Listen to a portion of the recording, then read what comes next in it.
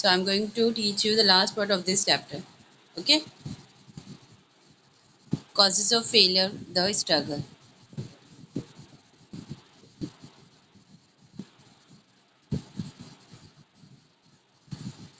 The struggle of 1857 became unsuccessful due to the following reason. Yes, so the freedom of 1857, जो freedom struggle था 1857 का, right, तो वो fail क्यों हो गया था, वो unsuccessful क्यों हो गया था.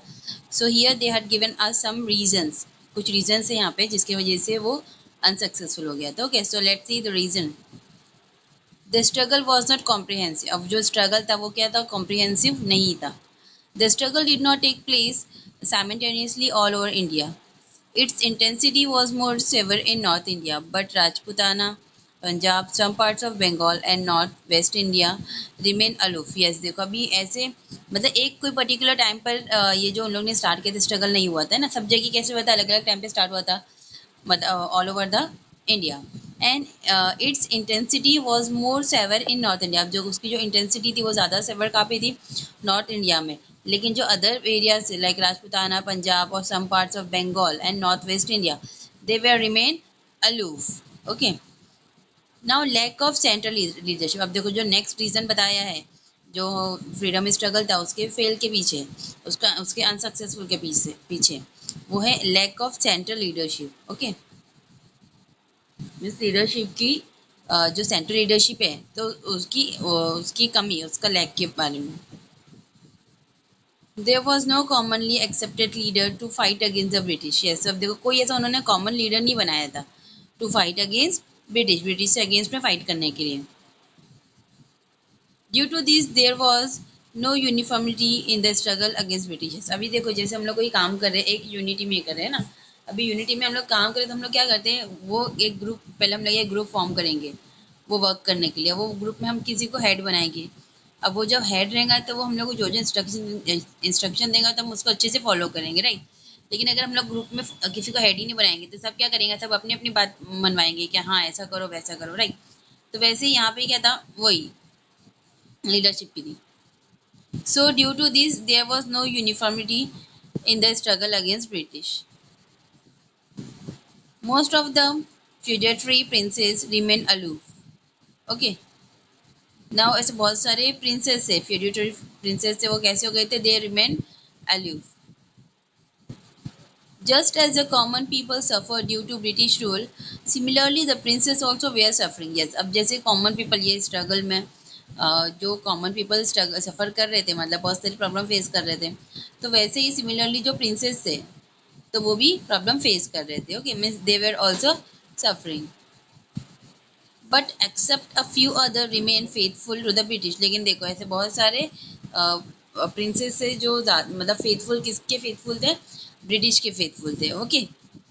मतलब देखो मैंने पहले ही बताया था ना आप लोग को कि मतलब ऐसे बहुत सारे जो प्रिंसली स्टेट थे भले, लेकिन वहाँ पे एक प्रिंसली मतलब एक प्रिंस रूल कर रहा है, एक एम्पेरर रूल कर रहा है, लेकिन वो वहाँ पे मतलब जो भी रूल्स रेगुलेशंस या फिर वहाँ का जो भी सिस्टम है तो वो कौन हैंडल करता था, ब्रिटिश गवर्नमेंट हैंडल करती थी, ब्रिटिश क्या हैंडल करती थी.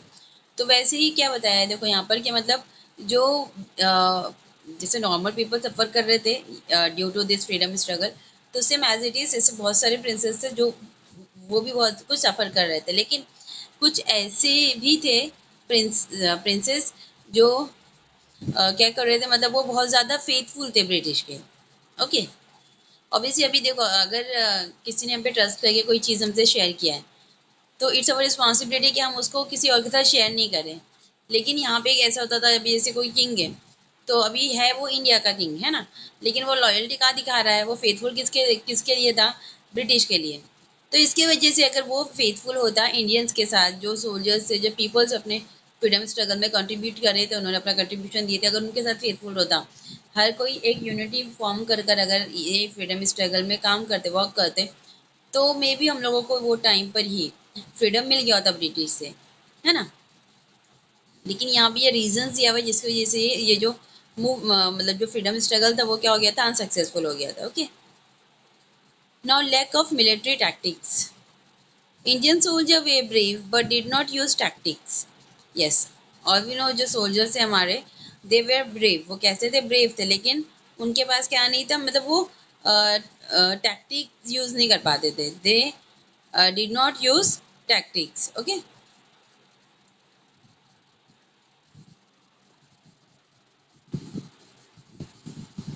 Yes, lack of military tactics. Indian soldier were brave but did not use tactic. मतलब अब देखो, जो इंडियन सोल्जर्स वो ब्रेव थे, लेकिन वो क्या नहीं यूज करते थे, मतलब जो युक्ति में जो टेक्निक्स होती थी, टैक्टिक्स होती थी, वो यूज नहीं करते थे। दे capture Delhi,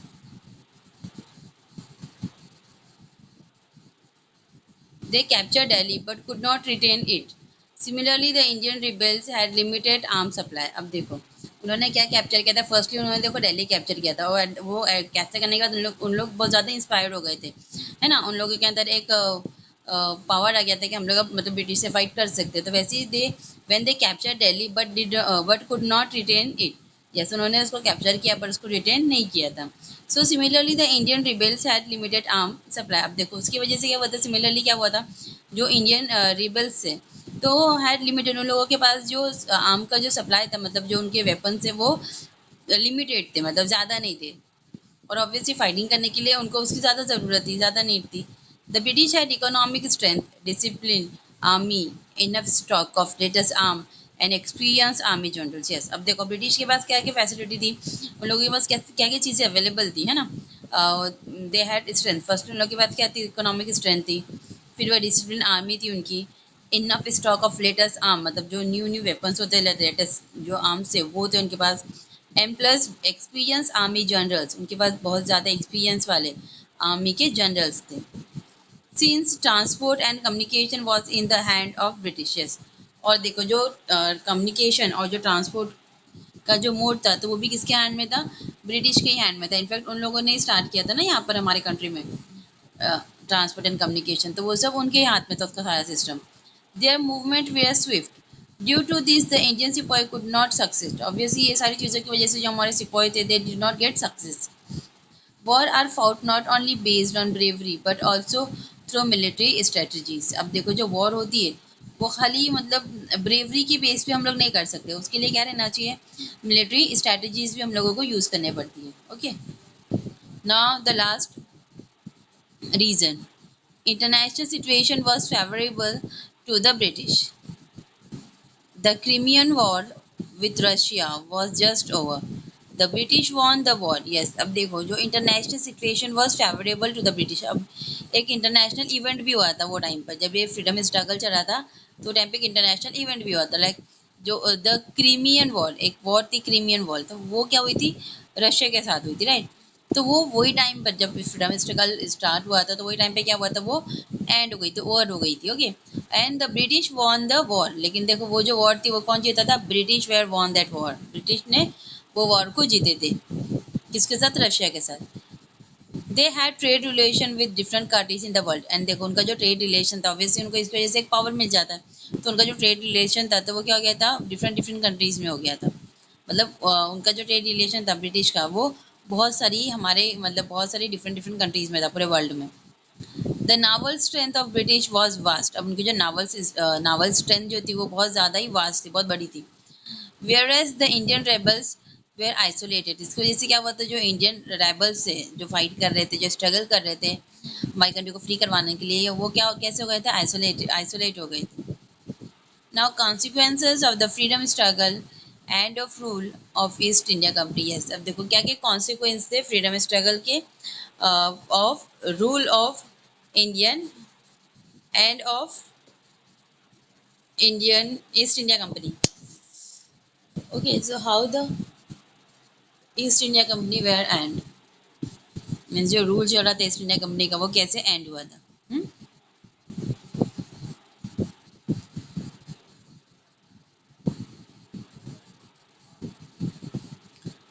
due to the company rule there was growing dissatisfaction among the Indian and the British rule had to face the struggle of 1857 years। अब देखो due to the company rule, अब ये मतलब कंपनी रूल की वजह से क्या हुआ था, बहुत सारे मतलब डिससेटिस्फैक्शन बढ़ गए थे, है ना, अमॉन्ग इंडियंस एंड ब्रिटिश। किसके बीच में, ब्रिटिश रूल और जो इंडियंस है उनके बीच में, है ना। And had to face the struggle, और उसके साथ साथ जो उनको क्या करना फेस करने पड़ा था, जो स्ट्रगल चल रहा था 1957 का वो. So it forced the British Parliament to end the rule of the company and instead take over the responsibility of ruling over the people of India through the government of India. Yes, तो देखो वहाँ पे क्या हुआ है, उन लोगों ने क्या फोर्स किया ब्रिटिश पार्लियामेंट में, और it force the British parliament to end the rule, मतलब उन्होंने फोर्स किया कि जो इंडियन ब्रिटिश पार्लियामेंट में क्या जो रूल वो कर रहे हैं, मतलब जो कंपनी का रूल चल रहा है वो क्या हो जाना चाहिए, एंड हो जाना चाहिए, और and instant take over the responsibility, और उनको क्या करना चाहिए, उनको रिस्पॉन्सिबिलिटी लेना चाहिए. They have to take over the responsibility of ruling over the people of India. Okay.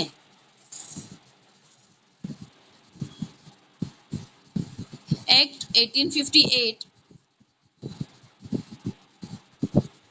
So the governor general was now designated the viceroy of India. अब देखो वो जो टाइम पे जो गवर्नर जनरल थे ना, तो उनको डिसाइनेटेड किया गया था, मतलब वो क्या बन गए थे, वॉइस रॉय बन गए थे हमारी कंट्री के. Lord Canning happened to be the last governor general of the first viceroy of India. अब जो लॉर्ड कैनिंग थे है ना, Lord Canning happen to be the last governor, मतलब वो क्या बने थे, लास्ट गवर्नर जनरल थे हमारी कंट्री के, प्लस वो फर्स्ट वॉइस रॉय थे हमारी कंट्री के. Okay. A new post called secretary of state was created. Yes, अब उसके बाद क्या बनी थी, एक न्यू पोजीशन बनी थी, वो थी secretary of state. Okay. In British government to look after the affair of India, मतलब जो इंडिया के जो अफेयर चल रहे, जो भी चीज़ें चल रही है हमारी कंट्री में एट दैट टाइम, तो उसको सॉल्व करने के लिए ये बनाया गया था, न्यू पोस्ट जो बनी है सेक्रेटरी ऑफ स्टेट इसको. Okay. Now queen's proclamation.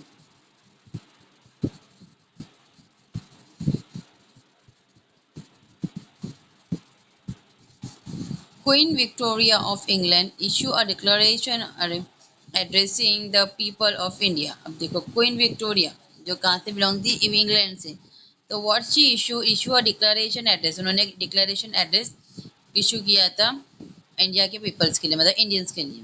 All Indians are our progeny, henceforth they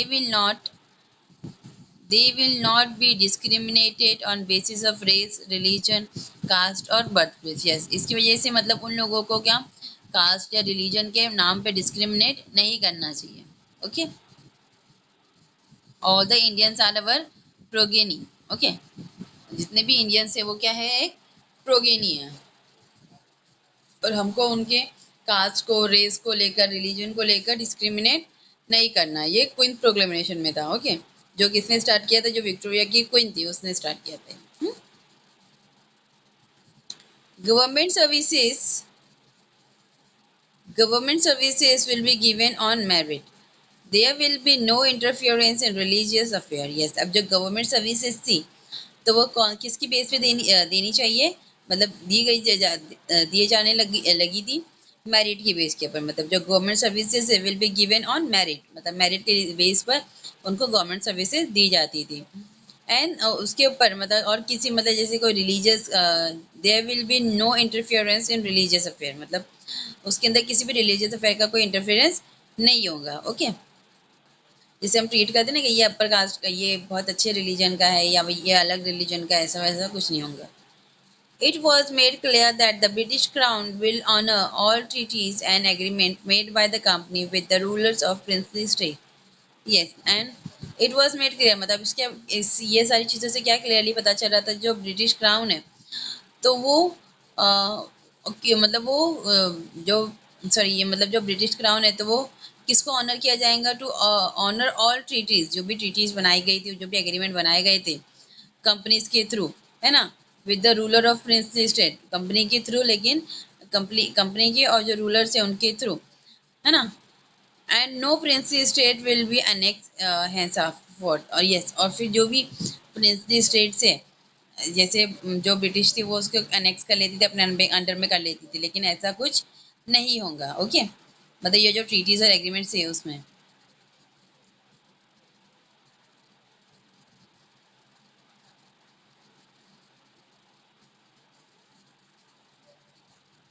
in short मतलब देखो जितनी भी ट्रीटीज और एग्रीमेंट बने गए थे कंपनी के, और रूलर्स, प्रिंसली स्टेट्स के जो रूलर्स थे उनसे, तो उसमें क्या था, मतलब कोई भी जो प्रिंसली स्टेट है उसको कोई अनेक्स नहीं करेगा इसके बाद में. Now change in composition of army. So what were the change in composition of army? Okay. The proportion of British soldier was increased in the army. English officers were placed in strategic location. Yes, अब देखो क्या हुआ था, जो British soldiers है ना, मतलब हमारी कंट्री में जो ब्रिटिश सोल्जर्स थे तो उनका प्रपोर्शन क्या हो गया था, इंक्रीज हो गया था, बढ़ गया था आर्मी में. An English officer was were faced a strategic location. अब उनको क्या फेस करने पड़ रहा था, एक स्ट्रैटेजिक लोकेशन फेस करने पड़ती थी. Artillery was kept exclusively in the hands of the Britishers. अब जो भी आर्टिलरी थी, मतलब जो भी इनके वेपन्स होते थे, तो वो किसके हैंड्स में रहते थे, ब्रिटिश के हैंड में रहते थे, right. There was division of military on basis of caste. अब मिलिट्री में क्या हो गया था, डिवीजन हो गया था, है ना, डिवाइड कर दिए गए थे मिलिट्री को on the basis of caste, caste की बेस के ऊपर. Proper care was taken avoid Indian to unite and rebel again against British. देखो मतलब ये चीज़ों का बहुत ज़्यादा ध्यान देते थे कि अब जो इंडियंस है उनको मतलब ज़्यादा ध्यान देते थे कि मतलब इंडियंस को एक साथ मतलब एक यूनिटी में नहीं होने देना है, और प्लस मतलब उनको अभी ऐसा कोई चांस नहीं देना है कि वो वापस से उनके साथ रिबेल करें, उनसे फाइट करें. ओके.